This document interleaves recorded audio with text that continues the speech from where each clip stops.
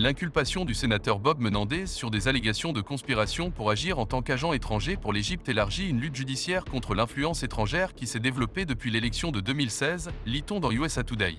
L'accord a été scellé au cours de réunions et d'un dîner, affirme l'accusation. Les représentants du gouvernement égyptien voulaient un influenceur puissant pour obtenir de l'aide en matière de vente d'armes et de financement. Le sénateur Robert Menendez et sa petite amie d'origine arménienne Nadine Arslanian ont promis de faciliter les deux. En échange, un intermédiaire du New Jersey, un entrepreneur d'origine égyptienne en difficulté nommé Vael Hanna, aurait promis à la future Madame Menendez un travail peu ou pas visible, selon USA Today. C'est ainsi que ces centaines de milliers de dollars en espèces et ces lingots d'or avec ADN, empreintes digitales, etc. sont apparus plus tard dans les appartements de Menendez Arslanian. L'article précise que Bob Menendez n'était pas un sénateur comme les autres. Le vétéran démocrate du New Jersey a été le membre du classement, puis le président de la commission sénatoriale des relations étrangères, avec le pouvoir d'arrêter le financement des États-Unis aux alliés dans le monde entier. En 2017, la commission a annulé 65,6 millions de dollars de financement militaire. Et en 2022, le département d'État a retenu 130 millions de dollars d'aide. Il est maintenant temps de se souvenir du discours partial du sénateur pro-arménien contre l'Azerbaïdjan au Sénat.